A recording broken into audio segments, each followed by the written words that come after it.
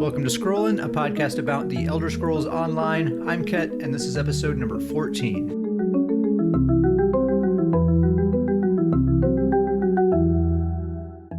And again, I'm joined by Davius Starjumper. How you doing, man? Can't complain.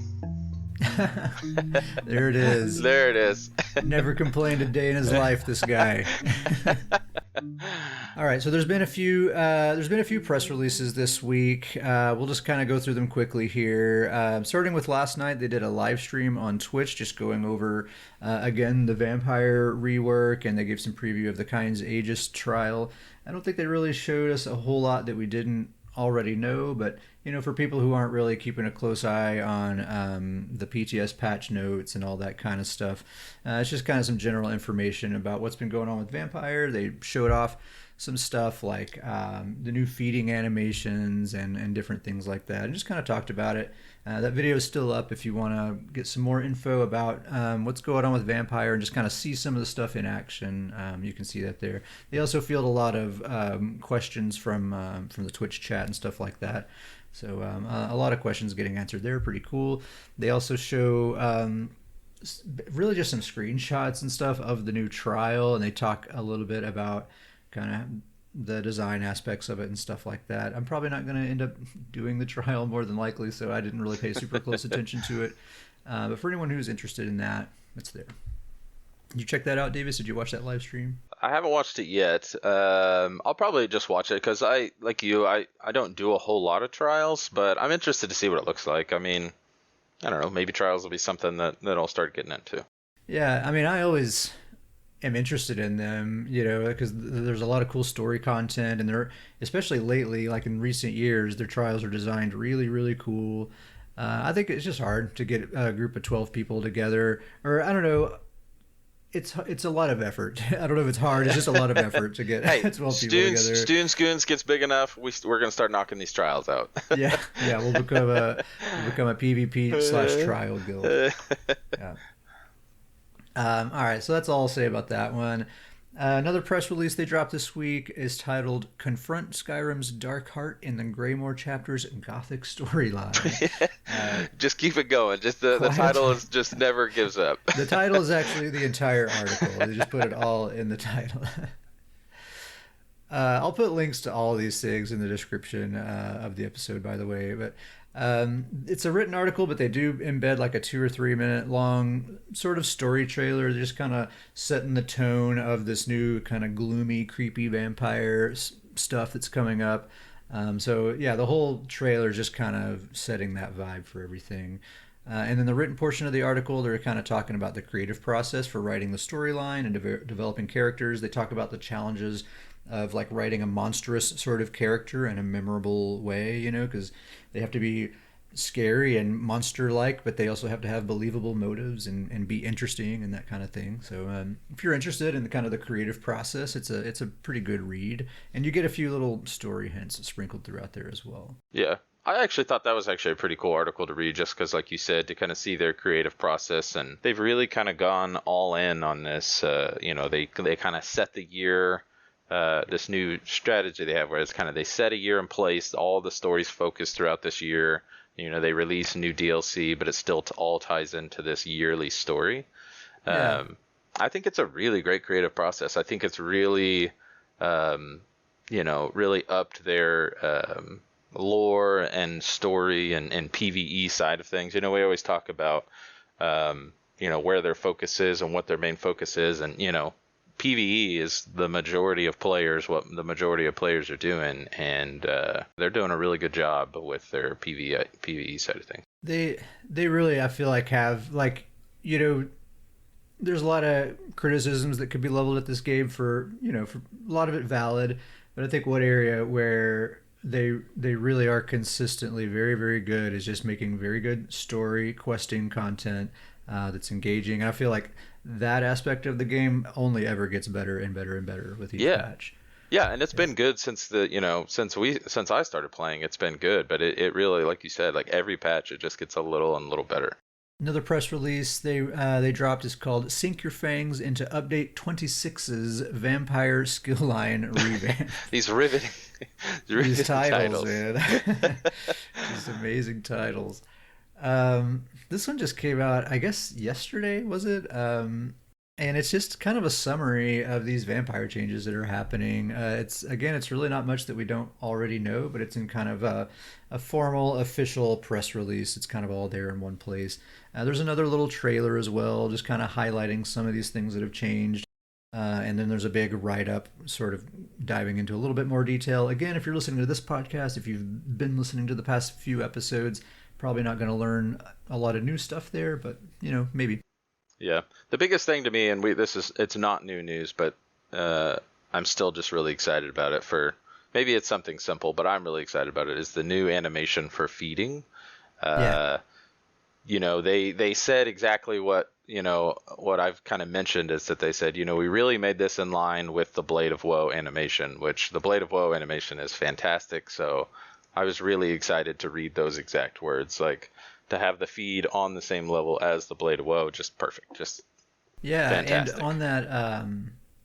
on that live stream last night, they demonstrated that a little bit, and it turns out that the feeding animation, if you're feeding on a player, like if you're turning another player into a vampire, it's a different animation entirely. It's a different set of animations that the game chooses from. Interesting. It could be one of several depending on how you're positioned and stuff. But it's pretty That's cool. awesome. It's not like feeding on an NPC where you're just like biting into their neck and murdering them. Uh, it's more like when it's a player, you're turning them into a vampire. So it's more of like a ceremony. Like the player's like a willing participant in the thing. It's really weird, but cool. Yeah, that is a really cool. That's cool that they've gone into that much detail with it. That's exciting.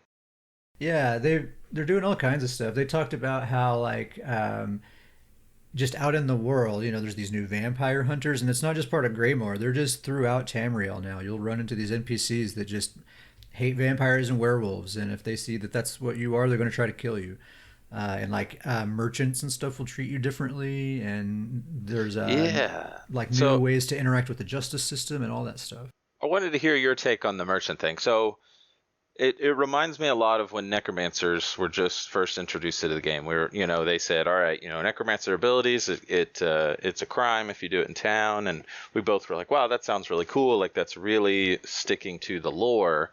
Now that we both have necromancers, and randomly we'll be, I think we both are very similar. We always just kind of go through our combos, just kind of practice them when we Yeah, do or it with just our randomly necromancers, spamming and abilities in town and yeah, stuff. and Yeah. then we'll hit a necromancer ability in town, and then the guards come over. You have to pay a couple of hundred gold, or they'll start attacking you. And we're always kind of like, uh, I'm interested to hear your take on them doing that with vampire. And I actually read this in that article. I wasn't aware of this. They had mentioned that merchants will react to you differently. Apparently, if you're in a stage 4 vampire, the merchants will refuse to do business with you. I was interested to hear your take on that. Yeah, yeah, I read that too. But then they also wrote that, but I think they said like, well, maybe you can change their mind if you're clever, or something like that. I didn't really know what that mean. Like if you're going to have Yeah, special dialogue options or what. that's I haven't looked interesting. into that very deeply, so I don't really know. I think it's interesting. The thing is, what's at least nice about vampires is you can do something about it. If you can reduce your vampirism stage, which I imagine will have an effect on how NPCs and stuff react to you. They Um, de- they definitely seem, and they said this in the article, that they want feeding to be a much bigger part of being a vampire, which kind of has yeah. a cool part to it. If you're not having to constantly feed, which I don't think you are, the uptime for stages seems to be a couple hours, but I Hmm. kind of like that idea. But I'm interested to see, if I have a vampire, I don't want it to be one of these things that where it's cool for a month and then after it's like, oh man. Yeah, I mean, it's definitely you're going to be choosing a place. It's going to be like a werewolf, kind of like you're choosing that specific, very unique play style, and that's why you make a vampire. Anyway, so that's that. There'll be a link to that in the description. And then one other press release is just kind of a fluff thing. I usually actually skip over these, but I felt compelled to check it out this time. It's one of these meet the character write ups. They do these from time to time. They just pick a random NPC and they'll do a little write up just to give you some little more background about that character. So this one is Fenorian. That's the character we're meeting. And what's really cool about the article, and I didn't really realize this until this one because I'm actually paying attention to it. But it's not just written by one of the writers at Zos. I mean, it is, but the way it reads, it's actually written from the perspective of a fictional character in the game. This dude named Sephrine Frey, who's the chronicler of Wayra. So he works for High King Emmerich of the Daggerfall Covenant, and he basically just travels around documenting things that happen. That's like his job. So yeah, this whole write up is like him, writing about meeting this dude named Fenorian, who's a vampire. He's a what's it, House Ravenwatch, I think is the name of the house. So every member of that house is a vampire. But don't worry, they're good vampires. This guy says, so whatever that means. But it's just kind of cool. He just talks about meeting this Fenorian guy for the first time and his general impressions of the guy, and just some stuff that happens. It was really cool. It has a really cool atmosphere. It reminded me, if you've ever seen Castlevania on Netflix, that animated series, really really cool. It has those similar. It kind of has that similar kind of tone and vibe when you read it, or to me it did. So yeah, it was really cool. Fenorian, this is an NPC that you first encounter in the Unhallowed Grave dungeon. So we've actually met him before, and we're going to cross paths with him again in Greymoor, apparently, in some quest line there. So that's pretty cool.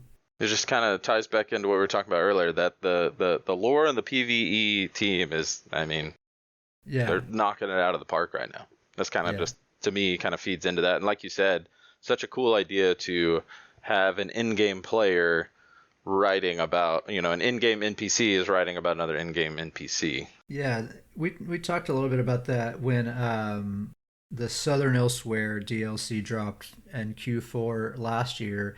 There wasn't a trial or any dungeons or anything like that, and I think a lot of players were kind of complaining, like, what's being offered, besides just the questing content. And we kind of agreed, like, well, the questing content is the main thing being offered in this DLC here, and that you can kind of see that, like, the design of the world of the zone and just what all went into the stories and all that stuff, that seemed to be where all the energy went for that DLC.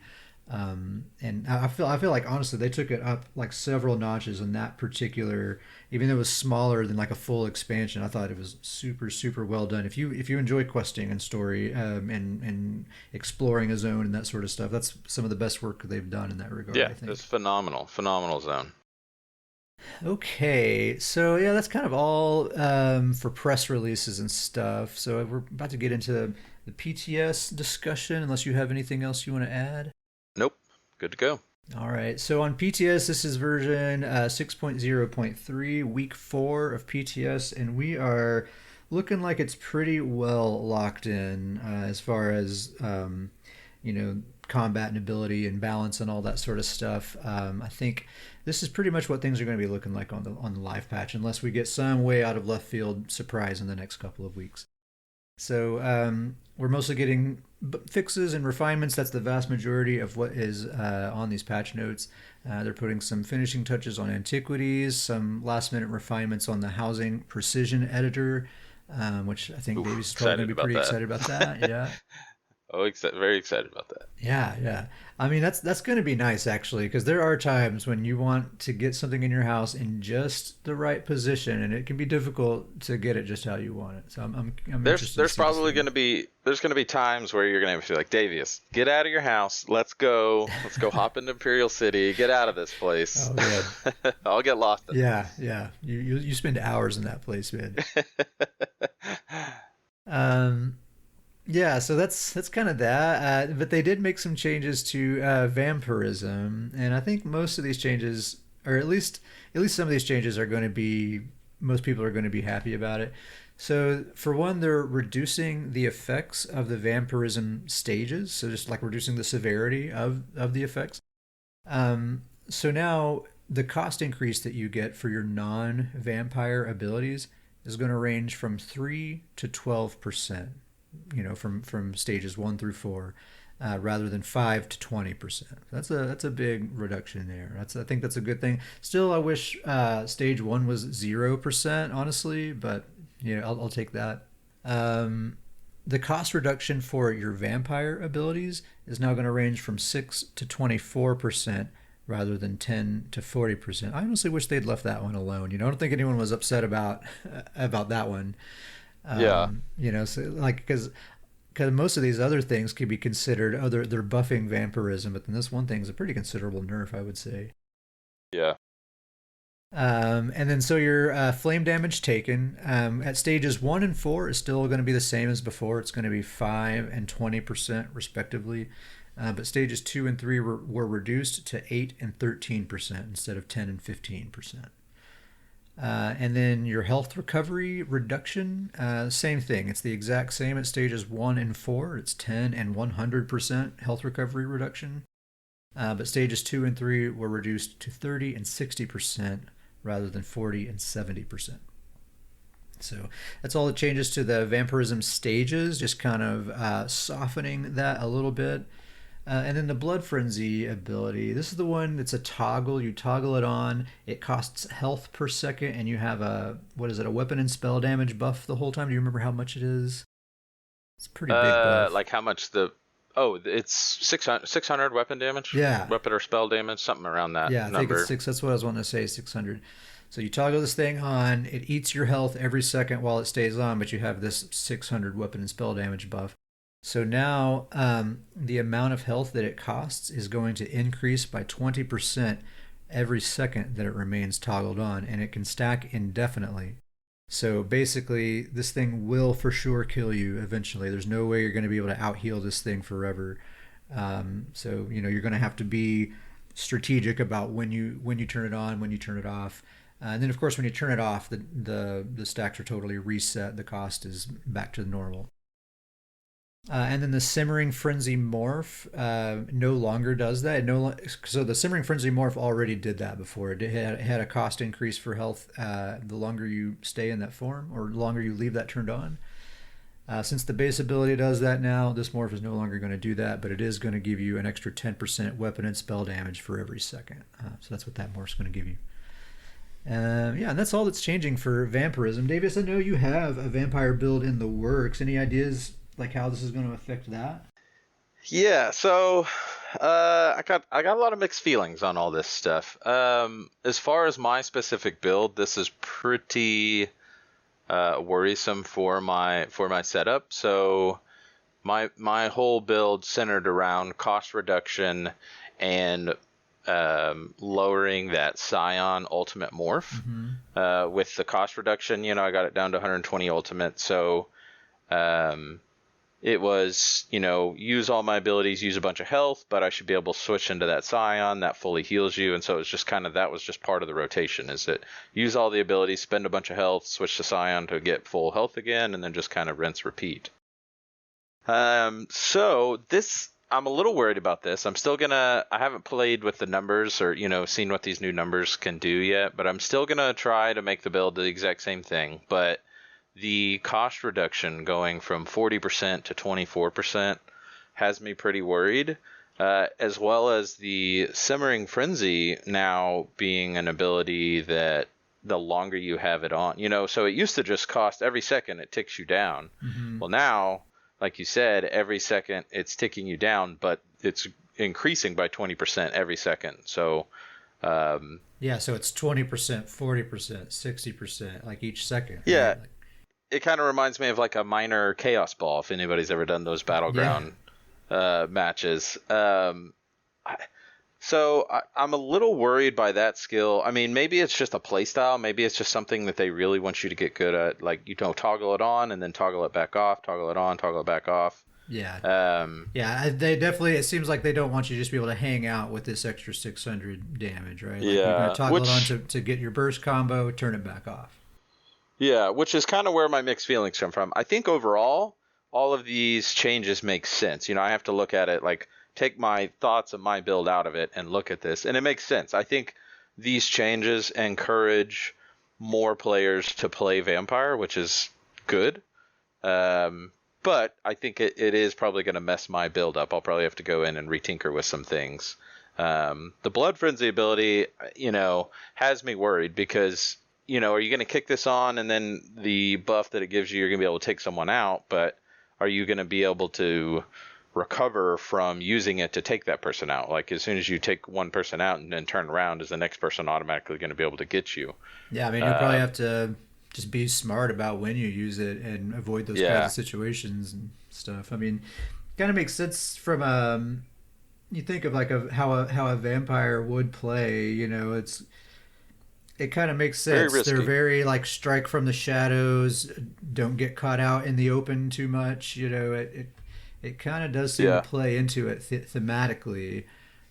yeah, I'm curious to see like your build and what other people are able to pull off. Like if we're actually going to see some really powerful, crazy vampire builds that are making good use out of this, I'm going to be really curious to see it. I think players are kind of mixed on this vampire rework. Honestly, like I feel like I'm not super hot on it. I mean, I'm very curious. I think is my thing. I want to see how it plays out, but most of my characters that were vampires, I've cured them already because I don't think I want this. Mainly the cost increase that you get, like no matter what, you're getting some cost increase, and I just don't want yeah, that. Um, so I don't know. I feel like they have a good goal here. Like right now, the way vampirism is if you're a Magica build, just be a vampire because you're missing out on some important passives otherwise. So it's just like a given. Like of course you're going to be a vampire. yeah. Whereas this, it's like really going to have to be something you're choosing, you know, and you're going to have to think about, do you really want to do this or not? Because you're going to be getting good and bad things. Yeah, I think that's a good thing, is that it should be this thing that you choose or not choose rather than just, like you said before, it was kind of this passive where it was just like, well, of course you get this. It's kind of like the Undaunted passive. Like, of course you're going to do this. You want those passive abilities that are going to help you out. Yeah. Um, it's much, much more like a werewolf setup now. Like, if you're going to be a werewolf, then you're going to have certain decisions uh, Yeah. made for that. I kind of wish it was a little bit more like a werewolf though, because you know you can be a werewolf and just decide not to transform, and you know, It's true. just for having the ultimate slotted, you get I think like 15% extra stamina recovery and zero penalties whatsoever. You just have the ultimate slotted, and you know you can decide if you want to actually transform or not. You know, I wish vampirism would kind of offer something like that, where you know I'm getting a clear advantage all the time, and then if I actually want to be a vampire, that's a decision I can make. It'll be interesting to see if there's builds that can set up to where their vampire abilities they're using at the discount is making Makes up up for the for it. cost increase, the abilities that they're not using. Yeah, Because it just doubles. You get a cost increase and then double that cost increase is the discount you get on the vampire ability. So you almost would have to set up a rotation that you know uses two vampire abilities, two non-vampire abilities, and then depending on cost, there might be a way to balance that out where maybe you're actually saving a little bit. But yeah, you can't do a vampire build without utilizing multiple of these new vampire skills for sure. yeah. That's definitely the thing. Is you're very unlikely to make a vampire and then not use any vampire skills, right? That would be probably not something you'd Yeah, want to do. yeah. I don't think, and there's still good passives, but you would just be you'd just be getting a flat cost increase that I don't think would make up for those passives. Yeah. So yeah, it's interesting. It's cool. I'm very curious to see how Vampire plays out. I have a Magblade Vampire that I'm going to use basically for RP purposes. Right, I'm just going to do the Greymore quests and go through Black Reach and see my vampire brothers and sisters. I might get that cool house, that big manor, that creepy manor that's down in Black Reach. It's really cool. Bastion Sanguaris, sort of. I can't remember. Yeah, I'm probably saying it wrong Sanguinaris or something again. like that. Yeah. Sanguinaris, yeah, something like that. Um, But I doubt I actually like do any serious like PvP gameplay with a vampire. I'll leave that to you. No, I'll just get that. I'll just experience that through you. Um, so that's all I really wanted to talk about for vampirism, and that's kind of all the significant changes that are happening on PTS. They didn't really make any changes to armor sets or anything, but I did want to revisit this Malacath Band of Brutality. We talked about it before, but I think there were just things we weren't considering at the time. And since then, I've kind of had some conversations and read some forum discussions and stuff that have made me think of this in a new light. And I really think this thing right here has some major implications coming up. So I'll just kind of explain my thought process when we were first talking about this. So we were first reading it, and my thought was like, okay, a typical critical strike hits for 50% extra damage. And let's just assume you have a 50% crit rate. So that's going to average out to about 25% extra damage compared to a 0% crit rate. So in my mind, that seemed like a fair trade. The Band of Brutality is giving you a flat 25% damage increase, but no crits.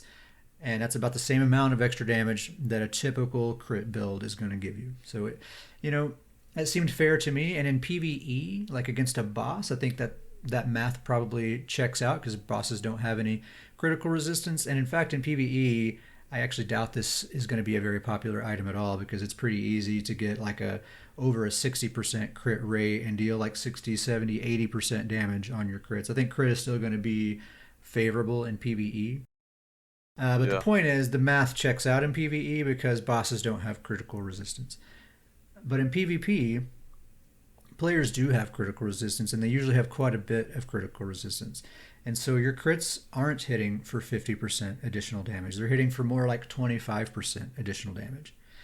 And so that's 25% extra damage when you crit, which is maybe half the time, depending on your crit rate. Or you have this Malacath Band of Brutality that is giving you that exact same amount of damage increase all the time. Every single attack, every dot tick, every light attack wave, your ultimates, everything. It's basically as if you have a 100% crit rate without having to invest in crit at all. Yeah. So which is a double, because now anything, all of those opportunities to invest in crit, now you're putting towards, putting more into weapon damage, or you're putting more into sustain. That's always the thing. That's the challenge with crit builds is your crit is only as strong as the weapon or spell damage behind it. But with this, you can just go all in on weapon and spell damage, and it's as if you have a 100% crit rate on that huge stack of weapon and spell damage that you've built up there. So yeah, it's pretty terrifying. It's a big deal, and this is going to be probably the biggest factor in the upcoming meta, I think, than anything else. Combined with the fact that we're also getting critical resistance added as a base stat to our characters, I think those two things, base crit resistance and the Malacath Band of Brutality, are really going to stand the meta on its head. And it might even take a little while for people to even figure out what they want their builds to look like. Because on one hand, we have players who essentially have, a 100% crit rate that doesn't interact with critical resistance at all. And on the other hand, we have players with a lot of base crit resistance now, and so they can invest in other types of defense. And so the question is like what type of defense to invest in, because there's a lot of things to account for. We have this Malacath Band of Brutality. We still have crit builds out there. Those are still very much going to exist. You're still definitely going to need critical resistance. We're also going to have these super high penetration builds with, the new Baylorgs and Stuhns and stuff like that. So how effective is even your regular spell and physical resistance even going to be against those people? We have the Thracian Stranglers out there with just a ton of damage in general. And so, it's like this whole paper, rock, scissors situation. If you build to mitigate one kind of damage, you may not be prepared to deal with another kind of damage. So I think the way to go as much as possible is going to be to invest in percentage-based damage mitigation. So things like major, minor protection, the new Black Rose dual-wield weapons that are getting reworked in a really nice way, the Necromancer Spirit Guardian, anything like that that's like reduced damage taken by percentage amount. That's probably going to be a good way to go. Or my preferred playstyle, which is just avoidance-based mitigation. Just avoid taking damage, period. So utilizing movement, speed, roll dodge, line of sight, invest in high sustain so you never get locked down, that kind of thing. I think that's going to become a very popular kind of play style. I think we're going to see a lot more roly-polies, a lot more, even more Sorks than we already see right now.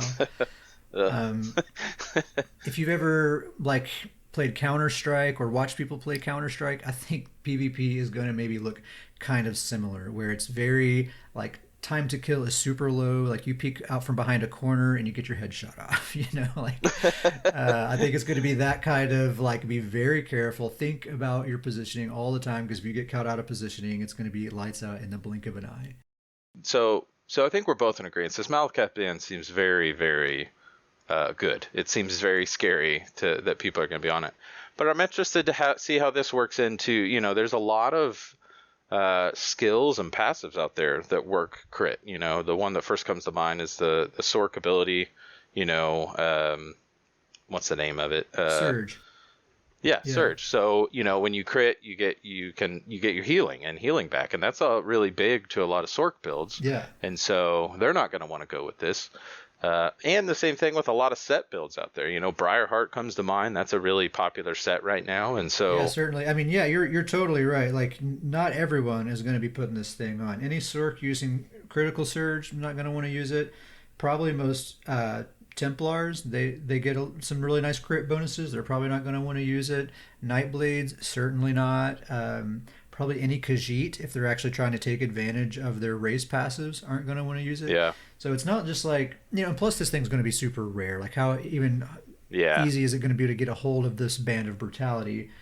So it's not like just everyone's going to be wearing this thing, it's just going to be some people, but you still very much have to watch out for crit. It's going to be just as deadly as ever. Yeah, it's going to be interesting for sure. Really, just the most terrifying thing about this to me is that you can stack this with Major Berserk. Yeah, that's the surprising insane thing to me, that it doesn't just say grants Major Berserk at all times, but you can't crit. That seems like surely at some point in the future it'll be changed to that, I imagine. Yeah, you would think so. You pair this up with Unchained Aggressor or something like that, and yeah, man, that could be wild, real wild. Just an insane amount of damage. Yeah. Alrighty, that is the Malacath Band of Brutality. I think we've said all there is to say about that. That, with the base crit resist, is absolutely going to put the PvP meta in a blender for a little while, and I'm really curious to see like what people's defensive setups, like a typical PvP defensive setup. Like, are you going to go to these websites and look at these build guides, and whereas it used to say all 7 pieces MPen every single time. Is there going to be like a standard, like these are the traits? If you don't know what other traits to use, just use these. Is it still going to be MPen? Is it going to be kind of a mix of other things? Or is every build just going to be totally different? I'm curious to see like 6 months from now what the environment's looking like. It's going to be a crazy 6 months. Yeah. For us figuring that out. Like I'm already figuring, like for my builds, I know like for my dog, pardon my dog. I mean, I already know like my stamina builds are probably going to do like 3 MPen, 4 well fitted. Probably almost all my stamina builds are going to use that kind of setup. My Magica builds are going to be like, I have one Magica build that's going to go all divines, but I'm really not sure about the rest. Anyway, there's a lot of possibilities. Last thing I wanted to mention is the arena weapons. We talked about this a couple of episodes ago, so I just wanted to kind of give a quick update. So if you don't remember, they're putting like Maelstrom Arena and Dragonstar Arena. Those weapons are going on a non-perfected system, just like Black Rose Prison and that sort of thing. So you can do Maelstrom Arena on normal and get a Maelstrom Arena Fire Staff or something like that. And then if you do it on Veteran, you'll get a perfected version of that weapon, which has an additional line of stat on there. So that's really, really cool. That's really great. But the issue with that is, if you are a person who has already done Veteran Maelstrom Arena, you already have your Maelstrom staff, then when this patch goes live, they are not going to automatically upgrade that to the perfected version. Even though you earned it from the Veteran content, which is where the perfected version comes from, it's too bad you're going to have the normal version as if you had done the normal version of the arena. Super duper lame. There really is no update on this, and that's the update, is that there is no update. I'm just bringing it up again because it's been a few weeks and it has been total radio silence from the developers. There is thread after thread after thread on the forums, multiple pages long on each one of these threads. Player after player really just wanting to know why this decision was made. Like, why aren't you upgrading my weapon that I earned on veteran? There hasn't been the slightest effort to address those questions whatsoever. It's just silence. The last word that was said on the subject was just that it's not happening. And that's the Yeah, end of it. So it's kind that's of a all there bummer. is. It's a big bummer. That's really all there is to say about it. There isn't much more story than that. I just wanted to check back in on it because it's so lame, and I would have thought surely by now there would have been some development on this, but it looks like this is just what it's going to be, and you just have to accept it. Yeah. Super lame, super lame. I would hope that the radio silence is that they've gone back and looked, and they're looking in to see if they have the capability to make this change and make it in time. And they're trying to figure that out. So maybe they're holding any updates or conversation to see if they can actually make the change, and they don't want to promise something that they're not able to do. Yeah, it's such a strange thing, and I don't want to, we don't have to go too deep into this. We already talked about it again. I just wanted to kind of revisit it and just let people know, hey, still no change on this. You're still not getting your weapons upgraded, and that's really the end of the conversation there. Yep. Okay, so why don't we take a quick break, and we'll come back and talk about what we've been up to in the Elder Scrolls Online here lately. Sounds good.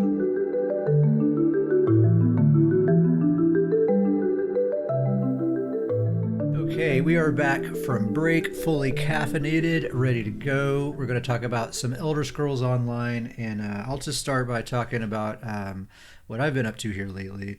So number one, this week I've been working on a Magica Necromancer support healer build for PvP. I talked about it a little bit on the episode. I talked about it a little bit on the last episode, but I just want to talk about it again because it's really coming along nicely. I'm super happy with it. This is going to be an amazing build, and I think it's actually going to be perfect for this upcoming patch. So just as a reminder, it's a Magica Necromancer. I'm using Robes of Mending, aka the Healing Mage set that comes from Ethereum Archive, using that new Cyrodiil crafted set, Critical Riposte. And last time I was undecided on the monster set, but this time I think I am decided on going with Mighty Chudan. It's a great monster set, and I really like using it on healers, especially because you're juggling so much as a healer already, so many hots and just buffs and debuffs and things like that. I feel like just getting rid of that one less armor buff to worry about just kind of helps stay focused and be able to make these like in the moment fast decisions that you have to make sometimes. So I really like using Mighty Chudan for that. I want to talk a little bit about this Critical Riposte set because getting a hold of it proved to be quite an experience. So if you haven't messed with these Cyrodiil crafted sets before, they're located at these like farms in Cyrodiil, and these places are owned by different factions. And if your faction doesn't control that farm, like if you don't own all the flags there, you can't get into the crafting station. So you actually have to take that resource, or not resource, but you have to take that farm before you're allowed to enter and use the crafting station. And so, my characters are all on the Ebonheart Pact for the most part, or my crafter is at least. And the crafting station I needed to get to was on this farm, deep in AD territory, all the way on the other side of the map. And if you've been to Cyrodiil, you know how huge that map is. It's a journey. It took forever, even with a fully leveled mount. It took forever to get across the map. And I get there, and it's on a main route, like between these two keeps that are fighting. So anytime I start taking the flags, the place gets flagged, and whatever AD person or people are on their way to whatever other fight, they just stop there on their way and ruin my good time. Like they either will kill me, or they'll just start taking the flags back so that I can't use the resource or whatever. Super frustrating. So it took me forever just to be able to just get in there and use the sneaking crafting station. So anyway, finally got in there, crafted the Critical Riposte set. It's a really cool set. I'm really pleased with it. I think it's gonna be cool. That along with the Mending set. So I'm reducing everyone's critical damage and their weapon damage anytime they basically get near me. And the heals are just off the chart too. Really cool build. I'm really excited about it. And I'm putting some finishing touches on my Stamina Templar as well. I just need some transmute crystals to finish that out, and then that's going to be finished. We'll make a build video, and I'm really excited about that because that is my very favorite character. And otherwise, I've just been doing some Imperial City. You and I, Davius, did some Imperial City last night.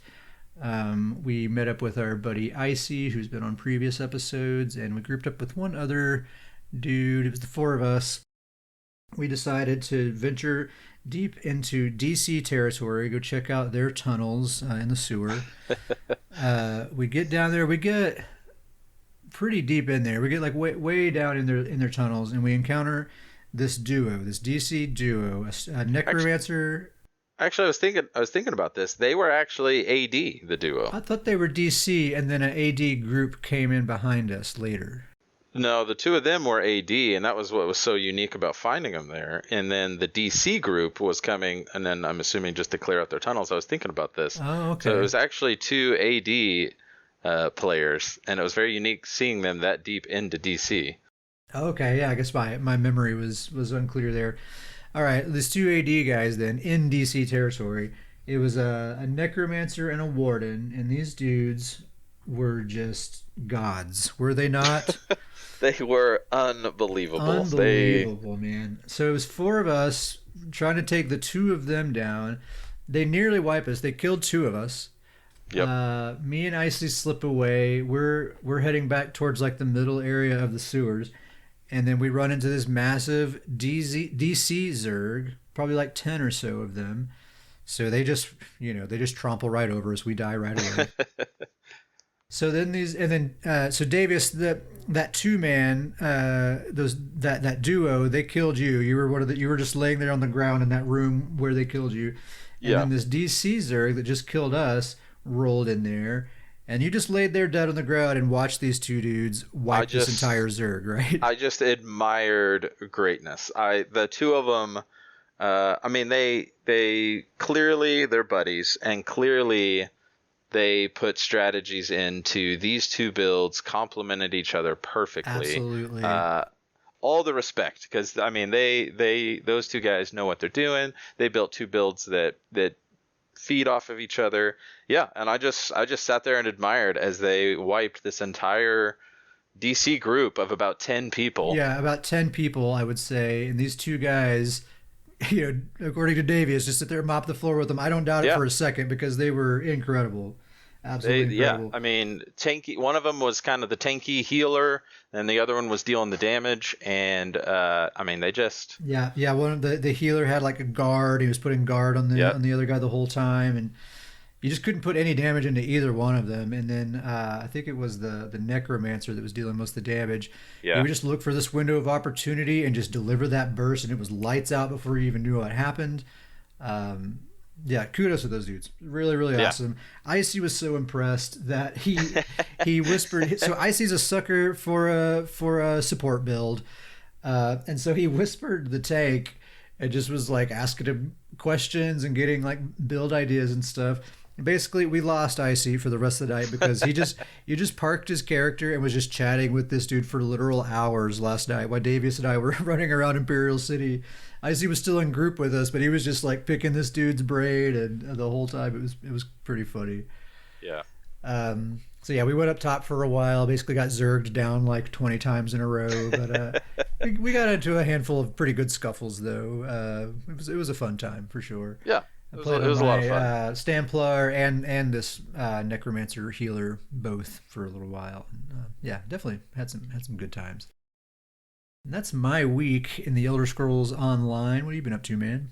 I'm still leveling up my upcoming Necromancer Vampire. I feel like I've talked about him too much at this point, but probably today he's going to hit 50. Okay. As I've hit the higher levels, it's been kind of unique because he's so Greymore focused that I don't have any of the abilities I'm using, so I'm just leveling up the abilities from Necromancer that I'm using so that I can already have those leveled up. and I'm leveling up vampire abilities. We've kind of talked about this.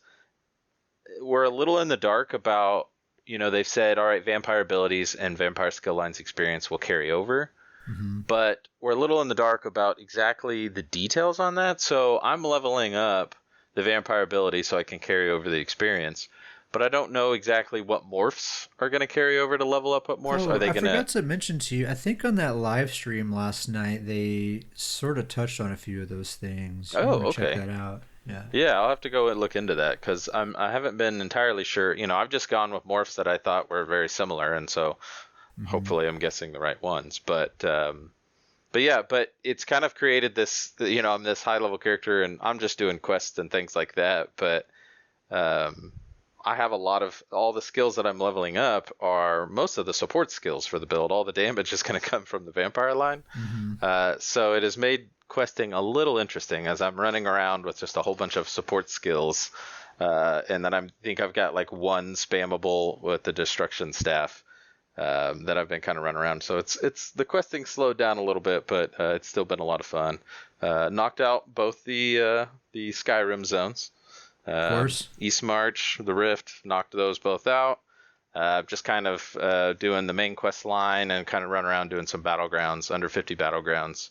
And then I was also gonna one of the kind of things I've recently found out with this character is, I think we've all run into this when you go back to your faction's initial. It's not like the main capital city. I don't really know how to explain it. Maybe like the main starting city, if you will. I don't really know how to label those. Yeah, I know what you mean. Like Vocal Guard and Yeah, Davin's Watch and Davin's yeah, Watch is the Ebonheart Pact one. yeah, But anytime you go back to those cities, and I think we've all run into this, there's like 25 NPCs that are yelling at you or following you or, saying, hey, over here, and things like that. It's like you're in this like fair that you're going through and all these NPCs are yelling at you and stuff. yeah. And usually I just ignore it because I usually don't, I'm not in those towns a whole lot. Me personally, I'm not crazy about the layout of Davin's Watch. And so I don't usually visit there a whole lot. Well, randomly with this character, I decided, I was going to do some extra quests. And so I was just decided, all right, I'm going to try out these prologue quests. I've never really done them. So when you say prologue quest, like what do you mean? So like every DLC or every expansion they release like a prologue quest that's before the expansion. So with Greymore, if anybody hasn't done it or already has done it, it's the prologue quest is where you get introduced that Lyris is going to be the NPC that kind of help you with this Skyrim Greymore vampire situation. So the whole prologue is you go meet Lyris, and then you travel around. You're figuring out about these vampires. You go back to Eastmarch and to Windhelm. They opened up a new zone where you actually can finally go into the palace. It's been closed off in this game forever. Yeah. As someone who hangs out in Windhelm a lot, you always hear the NPCs, saying, "No wonder the palace is closed." It's one of those lines you hear 100 times. Yeah. But so every expansion has these prologue quests where you go through and it's just basically kind of an introduction to this next expansion. But if you started playing after an expansion or you missed an expansion, or maybe you just started in Somerset, you didn't really get involved in Morrowind, or maybe you just started with Elsewhere, you didn't do or Morrowind. There's nothing really to lead you back to these quests other than when you go back to like a Davin's Watch and you'll see an NPC or you'll see somebody say something, but they kind of get lost in the crowd. Mm-hmm. And so there's not really anything that directs you back to these. And so I actually just kind of sought them out. But they're really, really fun quests. They actually are really cool. I went back and did them, and I actually really enjoyed it. I actually kind of learned some stuff about the expansions that I never really knew what was going on, or little question that I always had for expansions. And they give really cool rewards. Like you get for the collectors out there, you get like special dies, you get mementos, you get motifs. You actually can get really cool rewards from these prologue requests. Usually it gives you something unique when you complete it. Yeah, I did the Greymore prologue and got like some cool like style stuff that my Magblade's wearing now. Yeah, so I just thought it was, I was just going to give a shout out that if anybody has kind of ignored these the entire time, like I have done, they're definitely worth going back and doing. You get some really cool rewards. You just kind of have to seek them out because there's not really, they've done a great job with, when you open up the map in a zone, it kind of leads you to the zone. You can find the quest. They've done a great job with that. But these prologue quests have just kind of been, once the expansion's out and things have moved on, it's kind of hard to seek these back out. Because they're optional, right? Like once the expansion's here, you can just port straight to, say, Somerset, and you may not even know that prologue exists at all, right? Exactly, yeah. You can completely skip it and just completely go on and start the quest. And so these kind of get forgotten, but I went and did them, and I actually had a lot of fun doing them, and they're very well designed. They lead to the story. They usually have cool NPCs as a part of them. They travel around a lot. You go to a bunch of different places. So I actually highly recommend those. Cool quests, good rewards. I've had a lot of fun kind of going back and doing those. Cool, man. Awesome. Do you have been up to anything else? Just Imperial City with you, being amazed by those two guys down in the sewers. Yeah. It was a sight to see. And we talk about this all the time. It's always fun that as much as success as we have in PvP, there's just as many times out there that we are struggling or having it, and so it's so much fun kind of going forward and always striving and being like, all right, I could have done this better, I could have gotten this better. Always have fun with that after, and last night was a lot of fun, but it was kind of one of those nights where it's like, all right, I've got some tinkering to do, or maybe some slight changes on builds. One of those humbling experiences when you're reminded that you're not as good as maybe you think you are. Yep. You've been playing a long time, you've had some success, you've gotten some kills, you made the BG leaderboards. But then look at these two guys, though. Like, it's definitely a good reminder. Yeah. So it was actually, even when there's good nights and bad nights, there's still just a lot of fun. So. Oh yeah, total blast. Last night was popping, man. There was like a ton of people on. Yeah, it was a busy night. It was a very busy night, and it was only the two of us most of the time. I mean, there were a bunch of randoms around, but as far as like, being organized, is really just kind of you and me most of the time. Yeah. So we were outnumbered quite a lot. We spent quite a lot of time just running away. Running away from Zergs. Yeah. But yeah, it was fun. I always love Imperial City. That's our new home, I think, until BG grouping comes back anyway. Yeah. We don't have to get all on that tangent again. we won't even go down that road. But yeah, I 100% agree. Imperial City's been a really fun PvP home. Yeah. All right. Well, it's going to be kind of a shorter podcast this time. We're kind of in a bit of a lull. We're just kind of waiting for the expansion to go live, and PTS tends to kind of quiet down quite a bit at this time anyway. So yeah, we're just kind of playing Elder Scrolls and waiting for that expansion to go live, which I'm actually really excited about it. So this is normally where we would read any comments or emails that people have sent in, but nobody made any comments or sent any emails this week, so there are none. But if you'd like to get a hold of us, feel free to leave a comment on any YouTube video or send an email to scrollinpodcast@gmail.com. That's scrollin with an I-N, no G. Scrollinpodcast@gmail.com. Any questions, comments, remarks, funny jokes, anything like that, and maybe we'll read it here on the podcast. I think that's about all I have to say. Davius, if people want to get a hold of you, how should they do that? Just find me in game. It's at Starjumper. And like I said, we usually live in Imperial City, so whether you're against us or with us, come down there and have some fun. And before we go, a quick shout out for Stuhn's Goons, the guild. If you'd like to be a member of the Stuhn's Goons, we are still accepting members, even though we have a full, I think, 5 people now, so it's filling up fast.